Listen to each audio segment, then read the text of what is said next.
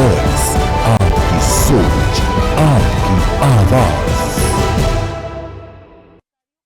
Reporters live में आप सभी का स्वागत। मैं आपके साथ अब्दुल नबी हसन हूं। रिपोर्टर्स लाइव में हमारे संवाददाता आपको ग्राउंड रिपोर्ट दिखाएंगे। शुरुआत लखनऊ से करेंगे। दरअसल समाजवादी पार्टी के प्रमुख अखिलेश यादव ने सांसद इकरा हसन के साथ हुए दुर्व्यवहार मामले में निशाना साधा है। क्या कुछ कहा है उन्होंने, बता रहे हैं लखनऊ से हमारे संवाददाता मोहम्मद आसिफ। अखिलेश यादव ने सांसद इकरा हसन के साथ हुई अभद्रता को लेकर नाराजगी जताई है। एक्स पर पोस्ट कर सपा प्रमुख अखिलेश दावा है कि जब एक सांसद के साथ अभद्रता की जाती है, उसके साथ गलत सलूक किया जाता है, तो आम जनता के साथ यह अफसर क्या करते होंगे। सपा प्रमुख अखिलेश यादव ने इशारों में ही योगी सरकार को भी घेरा है। दरअसल सपा सांसद इकरा हसन और एडीएम के बीच हुए मामले को लेकर अब सियासी पारा हाई हो गया है। दरअसल एडीएम ने सांसद इकरा हसन के साथ अभद्रता की थी।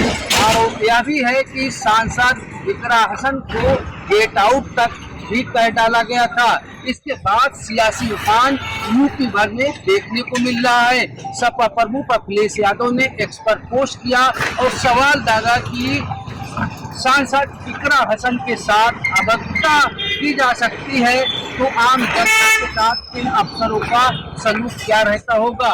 सपा प्रमुख अखिलेश यादव ने इशारों में योगी सरकार को घेरा और यह कहने की कोशिश किया है कि योगी सरकार का अफसरों पर कोई अंकुश नहीं रह गया है, तभी यह अफसर मनबड़ हो गए हैं और अपने हिसाब से अपनी मर्जी से काम कर रहे हैं। सपा प्रमुख अखिलेश यादव ने इस अंदाज में यह पोस्ट किया, इससे यह अंदाजा लगाया जा रहा है कि सपा प्रमुख अखिलेश यादव की नाराजगी चरम पर है। फिलहाल एडीएम और सपा सांसद इकरा हसन के बीच हुए मामले को लेकर सहारनपुर में सपा कार्यकर्ताओं ने प्रदर्शन भी किया। अब देखने वाली बात यह होगी कि यह मामला कितनी दूर तक जाता है। सहयोगी आलोक शर्मा के साथ आसिफ बेग, इंडिया वॉइस, लखनऊ। खबर लखनऊ से ही है, जहां अवैध धर्मांतरण की मास्टरमाइंड छांगुर बाबा के 14 ठिकानों पर ईडी ने छापेमारी की है। क्या कुछ और ज्यादा जानकारी है, बता रहे हैं मोहम्मद आसिफ। यूपी के बलरामपुर में अवैध धर्मांतरण मामले में ईडी ने भी एंट्री कर दी। ईडी की 20 टीमों ने छांगुर बाबा के 14 ठिकानों पर छापेमारी किया। इस दौरान ईडी ने कई महत्वपूर्ण दस्तावेज जब्त किए और साथ ही साथ कई इलेक्ट्रॉनिक डिवाइस भी ईडी ने अपने पास रख लिया है। माना जा रहा है कि आने वाले दिनों में जेल में बंद छांगुर बाबा और उनके सहयोगियों की मुश्किलें और भी बढ़ेंगी। दरअसल उत्तर प्रदेश के बलरामपुर में छांगुर बाबा और उनके सहयोगियों ने करीब 1500 युवतियों का धर्मांतरण कराया था। लालच देकर यह लोग अपने जाल में फंसा रहे थे। साथ ही साथ एटीएस की जांच से यह भी पता चला कि 40 खातों में करीब 100 करोड़ रुपए खाड़ी देशों से मंगवाए गए थे, जो राष्ट्र विरोधी ताकतों को मजबूत करने के लिए इस्तेमाल किया गया था। इतना ही नहीं, इन रुपयों से धर्मांतरण का रैकेट भी चलाया जा रहा था। एटीएस ने 7 दिनों की रिमांड में कई अहम राज भी उगलवाए। आज ईडी की 20 टीमों ने बलरामपुर और महाराष्ट्र में एक साथ छापेमारी की। 14 टीमें बलरामपुर पहुंची और 2 टीमें महाराष्ट्र पहुंची। महाराष्ट्र की बात करें तो महाराष्ट्र में एक शख्स ने करोड़ों रुपए अपने खाते में मंगवाया था और उसका ट्रांजैक्शन किया गया था। दावा किया है ईडी की छापेमारी में कई अहम सुराग ईडी को मिली है। अब इस मामले में छांगुर बाबा और उनके सहयोगियों के खिलाफ और भी एक्शन तेज हो जाएगा। फिलहाल देखने वाली बात यह है कि जिस तरह से छांगुर बाबा और उनके सहयोगियों के लेकर हर रोज नए नए खुलासे हो रहे हैं, अब आने वाले दिनों में और क्या राज खुलते हैं छांगुर बाबा को लेकर, यह देखना दिलचस्प होगा। सहयोगी आलोक शर्मा के साथ आसिफ बेग, इंडिया वॉइस लखनऊ। उत्तराखंड में बीजेपी सरकार के लिए चिंता, विपक्ष से ज्यादा उनके खुद के नेता बन गए हैं। मामला क्या है बता रहे हैं अभय कैंतुरा देहरादून से हमारे संवाददाता। समिति के अध्यक्ष पद पर जब से बीजेपी के वरिष्ठ नेता प्रवक्ता हेमंत द्विवेदी नियुक्त हुए, तब से ही विवादों के साये में वो यहाँ पर नजर आते रहे हैं।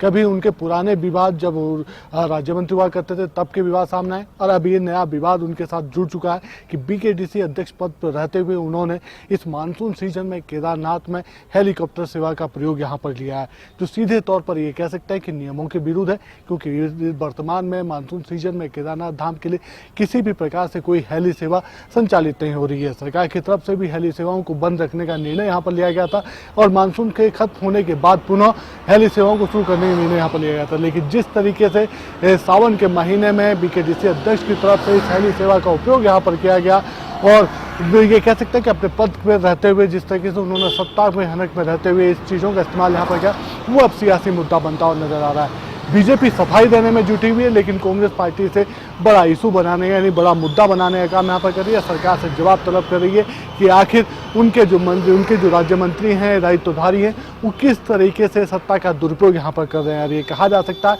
कि अब बड़ा मुद्दा बन रहा है, जिस पर सफाई सरकार के लिए चिंताजनक बनती नजर आ रही है, और बीकेडीसी की तरफ से इस पूरे मामले पर पल्ला झाड़ने का काम यहाँ पर किया जा रहा है। ये यूकाडा की तरफ से जाँच बिठाई गई है, लेकिन अब देखना यही होगा कि यूकाडा की इस जाँच के बाद क्या कुछ निर्णय निकल कर सामने आ पाता है। कैमरामैन अभय कैंतुरा, इंडिया वॉइस। खबर प्रयागराज से है, जहां पर फाफा मऊ के पास में लखनऊ प्रयागराज हाईवे पर भारी भरकम पेड़ गिर गया। इस पर ज्यादा जानकारी दे रहे हैं प्रयागराज से हमारे संवाददाता श्वेब।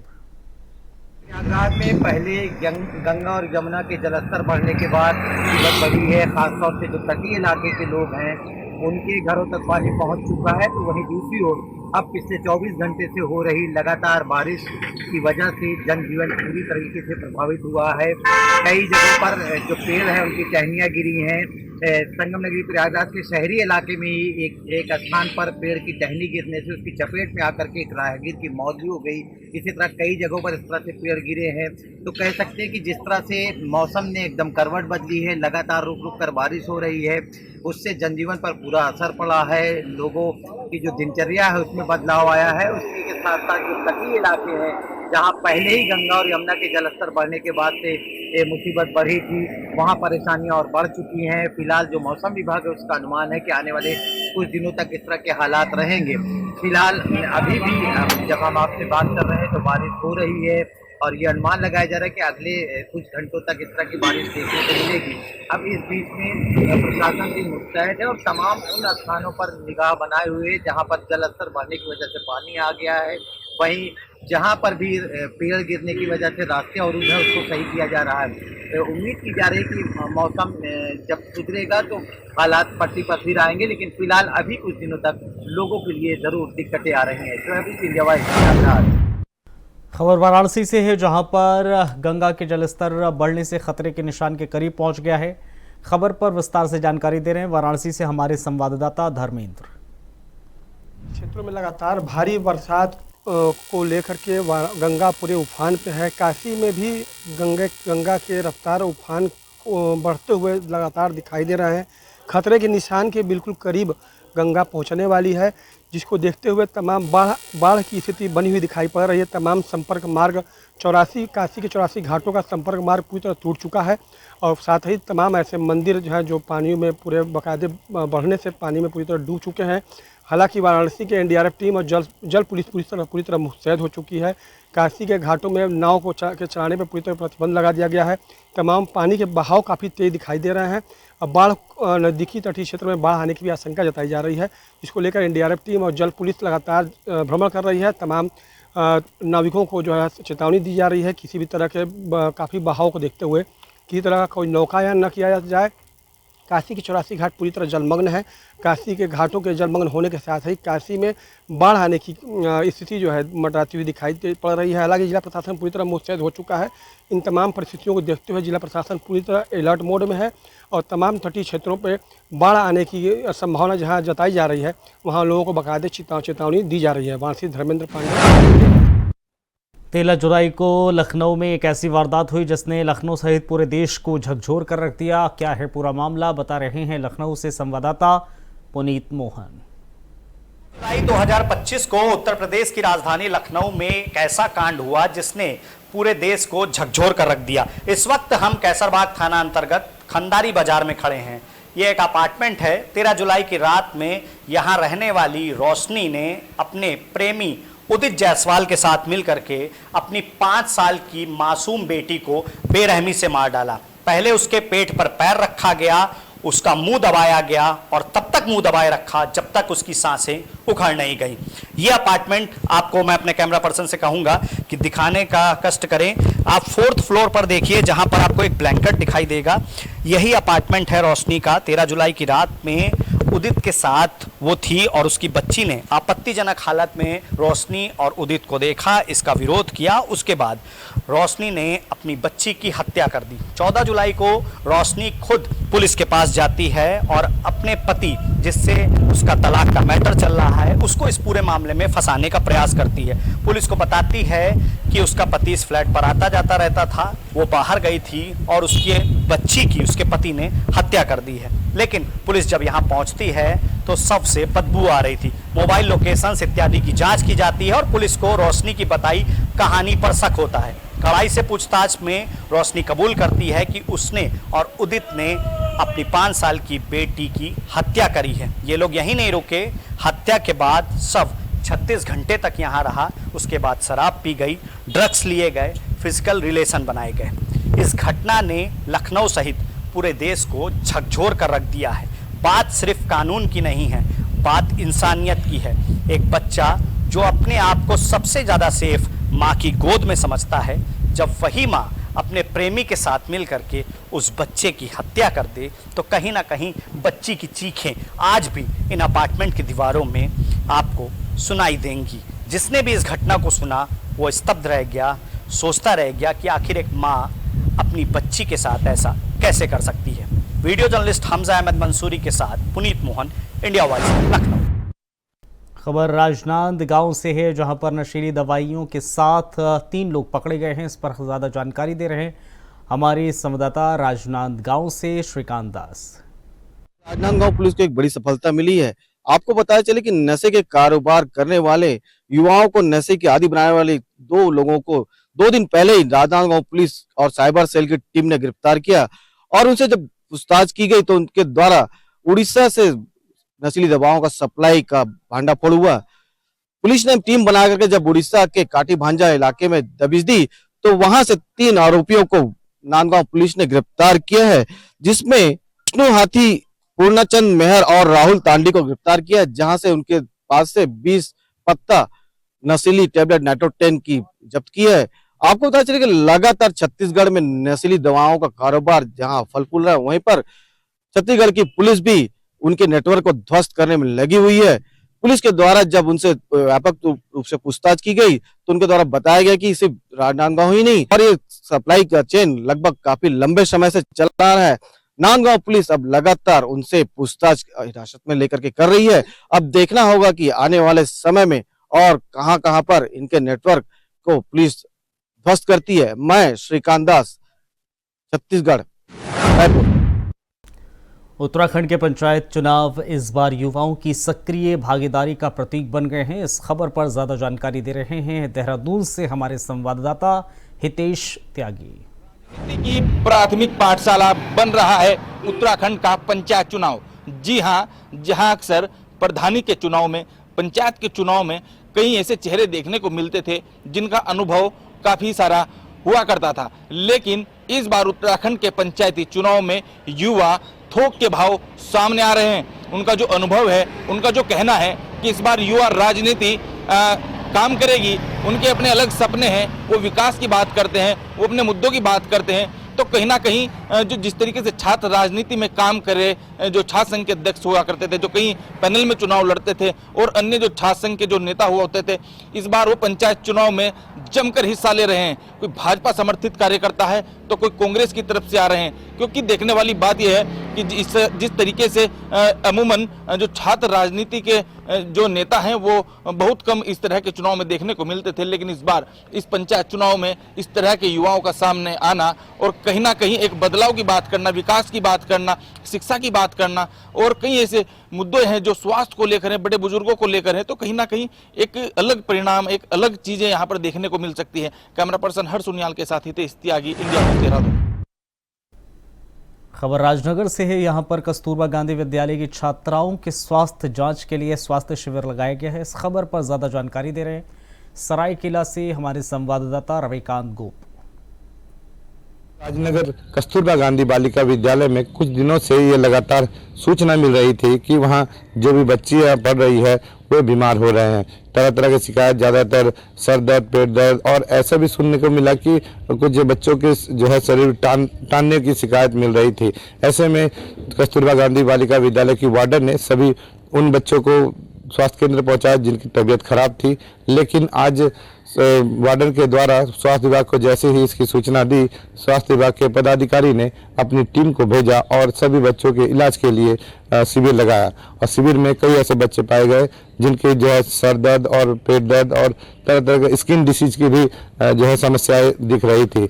हालांकि ज़्यादातर बच्चे जो बीमार पड़ रहे थे उनका इलाज अभी जारी है और आगे वार्डन ने बताया कि किसी तरह कोई समस्या होती है तो त्वरित स्वास्थ्य विभाग को इसकी सूचना दी जाएगी। और स्वास्थ्य विभाग ने भी इस बात पर कहा कि जो भी शिकायत मिलती है उसमें हम तत्परता के साथ खड़े होंगे और सही बच्चों का स्वास्थ्य का हमेशा ख्याल रखेंगे। कैमरामैन चिंटू के साथ रविकांत गोप, इंडिया वॉइस, राजनगर। खबर अलीगढ़ से है जहां पर नगर निगम की लापरवाही सामने आई है। पूरा मामला बता रहे हैं अलीगढ़ से हमारे संवाददाता शाहनवाज। बड़ी लापरवाही आज सामने आई है जब स्कूल जाते समय एक स्कूली छात्र नगर निगम द्वारा छोड़े गए एक गड्ढे में साइकिल समेत जा गिरा, जिसको देख वहां मौजूद स्थानीय लोगों ने बमुश्किल उस बच्चे को नाले से, यानी जो गड्ढे में पानी भर गया था, बमुश्किल उससे बाहर निकाला, जिसके उपरांत उस बच्चे की जान बचाई गई। बता दें कि पूरा मामला अलीगढ़ के थाना रोरावर इलाके का है, जहां खैर रोड स्थित गोंडा मोड़ पर नगर निगम द्वारा नाला निर्माण का कार्य कराया जा रहा है। लंबे समय से नाला निर्माण का नगर निगम के द्वारा कार्य कराया जा रहा था। इसी दौरान कुछ एक ऐसी जगह पर गड्ढा छोड़ दिया गया जिसको नगर निगम भरना भूल गया या लापरवाही बरती गई, और इसी दौरान पानी भर जाने के कारण वहां से गुजरने वाला एक स्कूली छात्र मैं साइकिल के उस गड्ढे में गुजर गया। गनीमत ये रही कि छात्र को गिरते में उस समय वहां मौजूद स्थानीय लोगों ने देख लिया और आनन फानन में नाले में कूदकर उस छात्र की जान बचाई गई। बड़ा सवाल ये उठा कि नगर निगम जिस तरीके से दावे कर रहा है कि लगातार उनके द्वारा स्मार्ट सिटी और नाला निर्माण और पानी जल निकासी को लेकर लगातार कार्य किया जा रहा है, वह जमीनी स्तर पर खोखले साबित हो रहे हैं। साफ तौर पर देखा जा सकता है कि जिस तरीके से सड़क पर पानी भरा है और वहीं नगर निगम की लापरवाही साफ तौर पर देखी जा सकती है कि एक गड्ढा जो कि काफी बड़ा है उसको छोड़ दिया जाता है, जिसके चलते स्कूली छात्र उस गड्ढे में गिरता है, जो कि एक सीसीटीवी कैमरे में कैद हो जाता है। जिसके बाद नगर निगम के द्वारा कहा गया कि जल्द ही इस कार्य को पूरा किया जाएगा। बड़ा सवाल यह है कि नगर निगम के जो दावे है वह जमीनी स्तर पर खोखले नजर आ रहे हैं। अलीगढ़ से मोहम्मद शाहनवाज, इंडिया वॉइस। खबर अलीगढ़ से ही है जहां पर यमुना एक्सप्रेस वे पर बस हादसा हुआ है, एक और सवारी की मौत हो गई है। खबर पर ज्यादा जानकारी दे रहे हैं अलीगढ़ से शाहनवाज। टप्पल इलाके के यमुना एक्सप्रेस वे पे आज सुबह तड़के एक भीषण सड़क हादसा सामने आया है, जब सवारियों से भरी डबल डेकर बस अपने आगे खड़े एक ट्रक में जा घुसी। इस हादसे में डबल डेकर बस के चालक की मौके पर ही दर्दनाक मौत हो गई। मिली जानकारी के अनुसार अभी तक इस हादसे में 2 लोगों की मौत हो चुकी है, जबकि 56 लोग इसमें घायल हैं, जिनकी 4 की हालत अभी भी गंभीर बनी हुई है।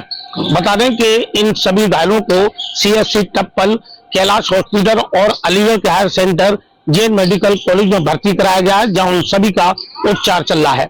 इधर पूरे मामले में जानकारी देते हुए क्षेत्र अधिकारी खैर वरुण सिंह के द्वारा बताया गया एक double decker Volvo bus Kanpur से दिल्ली की ओर अपने गंतव्य की रवाना हुई थी, जिसके साथ गुरुवार की सुबह तड़के लगभग 5 बजे एक हादसा हो गया। उस समय हादसा हुआ जब बस अपने आगे खड़े एक ट्रक में जा घुसी। इस हादसे में चालक की मौके पर ही मौत हो गई। अभी तक 56 लोग इस मामले में घायल बताए जा रहे हैं, जिन सभी को अस्पताल में उपचार के लिए भर्ती करा दिया गया है। हालांकि इसमें 4 लोगों की अभी भी हालत गंभीर बताई जा रही है। इधर इस हादसे की जानकारी के बाद तत्कालीन परिवार के लोगों को सूचना दे दी गई है। वहीं मृतकों के शवों को कब्जे में लेने के बाद पुलिस के द्वारा पंचनामे की कार्रवाई करते हुए शवों को पोस्टमार्टम हेतु मोर्चरी भेज दिया गया है। अलीगढ़ से मोहम्मद शाहनवाज, इंडिया वॉइस। खबर बरेली से है, जहां पर चलती ऑटो में चालक को हार्ट अटैक आने से अफरा तफरी मच गई। खबर पर और ज्यादा जानकारी बरेली से हमारे संवाददाता अंकुर आपको दे रहे हैं। ऑटो चालक के लिए ट्रैफिक पुलिस मसीहा बनकर आई। दरअसल ऑटो चालक को ऑटो चलाते समय अचानक हार्ट अटैक आ जाता है, जिसके बाद वो बेसुध होकर सड़क पर गिर जाता है। जैसे ही सड़क पर गिरता है ऑटो चालक, उसके बाद जो ट्रैफिक पुलिस है वो भागकर उस ऑटो चालक को ऑटो में ले जाती है और आनंद पावन देकर उसकी जान बचाती है। फिलहाल ऑटो चालक की जान बचने के बाद ऑटो चालक ने वहाँ मौजूद ट्रैफिक कर्मियों का शुक्रिया अदा किया। उसके बाद इतना ही नहीं, बरेली के कप्तान अनुराग आर्या ने जो ट्रैफिक पुलिस जिन्होंने ट्रैफिक ऑटो चालक की जान बचाई थी, आज उन्हीं ट्रैफिक पुलिस कर्मियों को नया जीवन दान देने के उपलक्ष्य में उनको सम्मानित भी किया गया। बरेली से इंडिया वॉइस के लिए अंकुर चौधरी। उत्तर प्रदेश के सिद्धार्थनगर जनपद से एक बार फिर पुलिस की मनमानी और बरजोरी का मामला सामने आया है। क्या है पूरा मामला, बता रहे हैं सिद्धार्थनगर से संवाददाता हमारे राकेश यादव। जिले के बांसी थाना क्षेत्र के फजहतवा नाले में एक युवती का शव बरामद हुआ था। मौके पर पुलिस पहुंची थी। वहीं मृतक के मां बाप ने पुलिस को तहरीर दी, लेकिन पुलिस ने उसमें मुकदमा दर्ज नहीं किया, जबकि पीड़ित मृतका के मां बाप ने उसे हत्या का आरोप लगाया था। लेकिन पुलिस इस मामले को मुकदमा न दर्ज करके उसका पोस्टमार्टम तक कराया, लेकिन मुकदमा नहीं दर्ज किया। अब बात यहाँ तक हो गई कि कोर्ट पहुँचा। कोर्ट में जाके जब कोर्ट ने उसे संज्ञान लिया तो कोर्ट पुलिस को कड़े तेवर में जो है मुकदमा लिखने का आदेश जारी किया। तब जाके पुलिस ने उसे मुकदमा लिखा, लेकिन फिर भी उस पीड़ित को अभी तक न्याय नहीं मिला, जबकि मामला अप्रैल का है। 3 महीना बीत गया, पीड़ित दर दर की ठोकर खा रहा है न्याय के लिए। अब देखने की बात यह है कि उसे न्याय कब मिलती है। सिद्धार्थनगर से राकेश यादव। खबर सीतापुर से है, यहाँ भीषण गर्मी में विद्यालय का छात्र बेहोश हो गया। खबर पर ज्यादा जानकारी दे रहे हैं सीतापुर से संवाददाता नंद किशोर नाग। कंपोजिट विद्यालय में भीषण गर्मी और उमस के बीच कक्षा 4 का छात्र अचानक बीमार होकर के फर्श पर गिर पड़ा, जिसे देखते ही विद्यालय अध्यापक के द्वारा तत्काल बेटी के पंखे को लगा करके और उसे पानी पिला करके होश में लाया गया और परिजनों को सूचना देकर के विद्यालय बुलाया गया और छात्र को घर ले जाने की बात कही गई। दरअसल ये पूरा मामला जनपद सीतापुर के विकास खंड बेहटा के कंपोजिट विद्यालय अहमदाबाद गंज पूर्वी का है, जहां पर कई वर्षों से बताया जा रहा है कि विद्युत व्यवस्थाएं न होने के चलते भीषण गर्मी में छात्र छात्राएं पढ़ने को विवश हो रही है। हालांकि जब बात की गई प्रधानाध्यापक से तो उन्होंने साफ तौर पे कहा कि 1.5 वर्ष पहले विद्युत कनेक्शन के लिए हमने आवेदन जमा कराया था और प्रस्ताव भी पास हो गया था, लेकिन अभी तक विद्युत विभाग के द्वारा कनेक्शन नहीं दिया गया है। इससे पहले भी कई प्रकार अवर अभियंता के द्वारा निरीक्षण भी किया जा चुका है, लेकिन विद्युत व्यवस्थाएं विद्यालय में न होने के चलते स्मार्ट क्लासेस और समरसेबल की व्यवस्थाएं धरी की धरी रह जा रही हैं। अब देखने वाली बात होगी कि इस प्रकार की घटनाएं सामने आने के बाद शिक्षा विभाग किस प्रकार के कदम उठाते हैं और ऐसे बीमार हो रहे बच्चों को किस प्रकार से व्यवस्थाएं दे पाती है। सीतापुर से इंडिया वॉइस के लिए मैं। खबर लखीमपुर खीरी से है, यहाँ पर एक बोरी खाद के लिए किसान पर लाठीचार्ज किया गया। क्यों किया गया, बता रहे हैं लखीमपुर खीरी से हमारे संवाददाता राम जी। दिनों खाद की किल्लत से लखीमपुर खीरी झेल रहा है। आप साथ देख सकते हैं कि राजापुर में जो इफ्को खाद का एक सेंटर है, सेंटर पर आप देख सकते हैं सैकड़ों की तादाद में जो भीड़ लगी है, जिसमें कई महिलाएं हैं, कई पुरुष हैं जो खड़े हुए हैं बाकायदा, जो सुबह 7 बजे से बाकायदा इनका कहना है खाद में सलाइन में लग गए हैं। एक खाद में 2 यूरिया दी जा रही है, तो कहीं ना कहीं यूरिया से लखीमपुर खीरी बाकायदा बहुत किल्लत से झेल रहा है और ग्रामीण भी परेशान है, किसान भी परेशान है, अन्नदाता भी परेशान है। वही मंत्री जी का दौरा लगता है, मंत्री जी का साफ कहना है कि यूरिया की कोई दिक्कत नहीं, लेकिन लखीमपुर खीरी में यूरिया की दिक्कत साफ दिखाई पड़ जा चुकी है। अभी ताजा वीडियो प्रधान थाना क्षेत्र के अंतर्गत एक वायरल हुआ है, जिसमें पुलिस को बाकायदा लाठी चार्ज करनी पड़ी यूरिया को लेके। वहीं कुछ महिलाओं के यहाँ एक वीडियो वायरल हुआ है जो मैगलगंज का बताया जा रहा है। तो कहीं ना कहीं यूरिया को लेकर जो किल्लत है वो सुबह 7 बजे से महिलाएं लगी हुई है। आप देख सकते हैं कि बाकायदा लड़कियां हैं, महिलाएं हैं, जो उनका कहना है कि सुबह 7 बजे से लगी है। तो कहीं ना कहीं यूरिया की भारी किल्लत लखीमपुर खीरी में दिखाई पड़ रही है। किसान परेशान है, अन्नदाता परेशान है। कैमरामैन संयम सक्सेना के साथ लखीमपुर खीरी से इंडिया वॉइस से रामजीत सिंह। खबर पीलीभीत से है, जहां पर बिथरा गांव में एक बुजुर्ग महिला को बाघ ने मौत के घाट उतार दिया। और ज़्यादा जानकारी दे रहे हैं हमारे संवाददाता।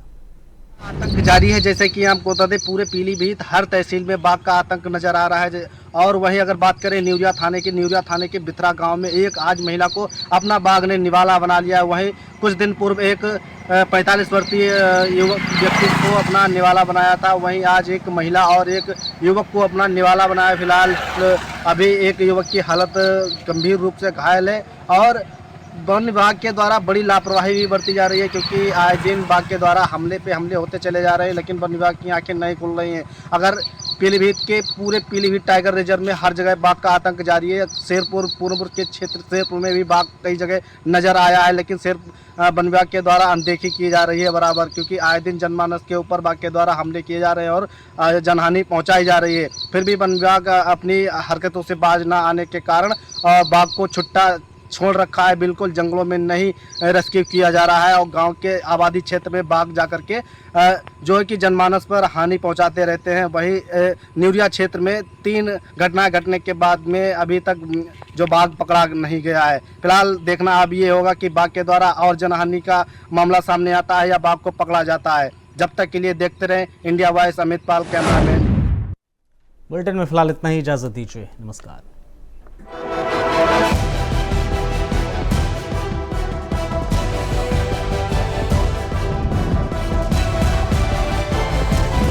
इंडिया वॉइस, आपकी सोच, आपकी आवाज।